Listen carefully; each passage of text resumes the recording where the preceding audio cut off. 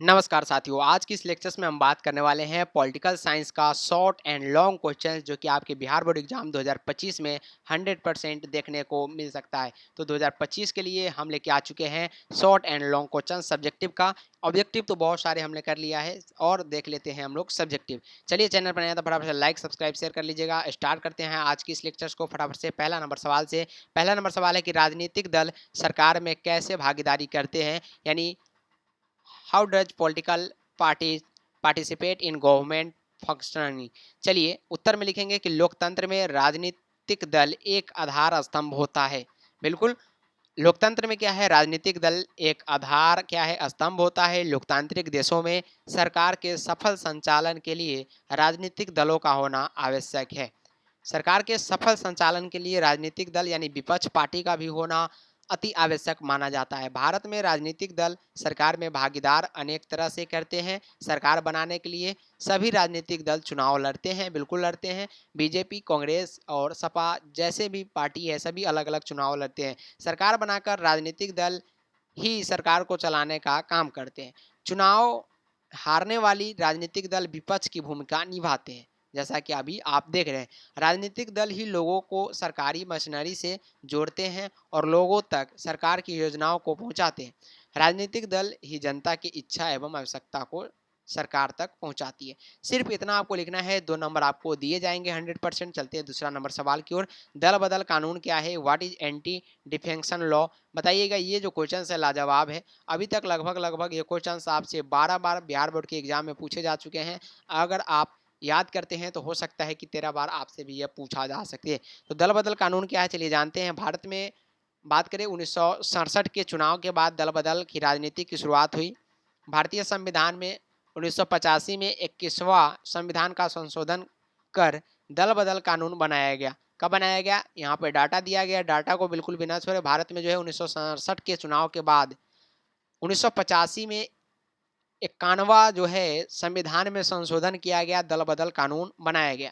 दल बदल कानून के तहत यदि कोई भी विधायक या सांसद जिस दल की टिकट से चुनाव यहाँ पे लड़ा हो और वो अपनी स्वेच्छा से उस दल की सदस्यता छोड़ देता है या अपने राजनीतिक दल के निर्देश के विपरीत मतदान करता है या अनुपस्थित रहता है, तो ऐसी स्थिति में वो विधायक या सांसद दल बदल कानून के दायरे में आ जाता है। ऐसा भी कहीं देखने को मिला है कि बीजेपी से टिकट मिला हो और वो जीतने के बाद कहाँ चले जाते हैं, कांग्रेस में चले जाते हैं। ऐसे भी विधायक और सांसद में देखने को मिलता है। इसी को हम लोग आम भाषा में दल बदल कानून कहते हैं और ऐसी स्थिति में उसकी सदस्यता समाप्त भी हो जाती है। ये भी याद रखेंगे, जब ऐसी कारनामा वो लोग करते हैं तो सदस्यता बिल्कुल समाप्त कर दी जाती है।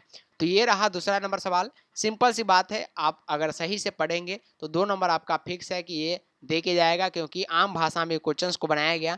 आपको भी सिर्फ इसी भाषा में लिखना है। भारत में दलीय व्यवस्था पर एक संक्षिप्त टिप्पणी लिखे। Right a short note of party system in India. चलिए लिखते हैं। दुनिया के अन्य देशों की तरह भारत में भी दलीय व्यवस्था पाई जाती है। दुनिया के अन्य देशों की तरह यानी अन्य देशों की तरह भारत में भी ऐसी सुविधा है। भारत में बहुदलीय व्यवस्था अपनाई गई। बहुदलीय व्यवस्था में गठबंधन की सरकार बनाने की गुंजाइश होती है। भारत में लगभग 750 से अधिक छोटे बड़े राजनीतिक दल हैं। यहाँ पे भारतीय दलीय व्यवस्था में 3 तरह के दल हैं: राष्ट्रीय राजनीतिक दल, राज्य स्तरीय राजनीतिक दल एवं क्षेत्रीय राजनीतिक दल। सभी तरह के राजनीतिक दल चुनाव लड़ते हैं और दलों के लोग चुनाव जीतकर विधायकी में अपना भूमिका निभाते हैं।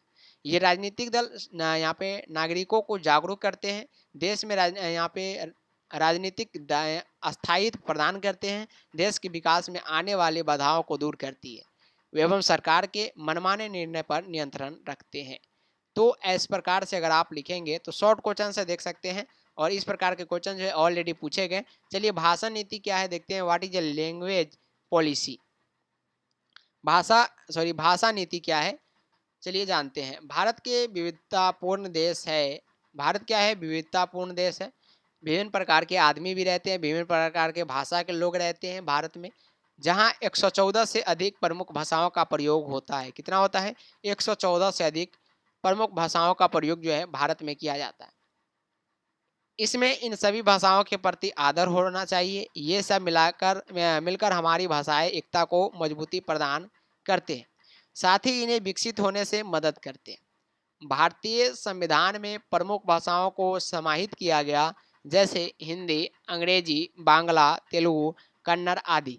भारतीय संविधान में 22 भाषाओं का वर्णन है। यही भाषा नीति है जिसे अपनाकर राष्ट्रीय एकता को सब बनाया है। तो देख सकते हैं 4 नंबर क्वेश्चंस काफ़ी इजी है। इस प्रकार से आपको लिखना है। 2 नंबर तो फिक्स है। 5 नंबर क्वेश्चंस की ओर चलते हैं। शिक्षा विषय संविधान की किस सूची में आता है, बताइएगा। तो संविधान में 1976 में 42वां संविधान संशोधन के द्वारा जो है शिक्षा विषय समवर्ती सूची में रखा गया। 1976 के पूर्व यह शिक्षा राज्य सूची में आता था। भारतीय संविधान के मौलिक अधिकार, नीति निर्देश तत्व एवं मौलिक कर्तव्य से शिक्षा को जोड़कर इसे सार्वभौमिक रूप प्रदान किया गया। भारत में 6 से 14 बच्चे को निःशुल्क एवं अनिवार्य रूप से शिक्षा पाने का अधिकार होता है। तो 5 क्वेश्चन यहाँ पे क्वेश्चन थे जो कि शॉर्ट थे और काफ़ी इंपॉर्टेंट था, MBVI क्वेश्चन था। तो मिलते हैं फिर से अगले क्लास में। तब तक इसको जरूर तैयार कर ले, अपने कॉपी में जरूर लिख ले। PDF लेने के लिए टेलीग्राम चैनल को ज्वाइन कीजिएगा, डिस्क्रिप्शन में लिंक दिया गया है। बाय बाय, टेक केयर, जय हिंद एंड जय भारत।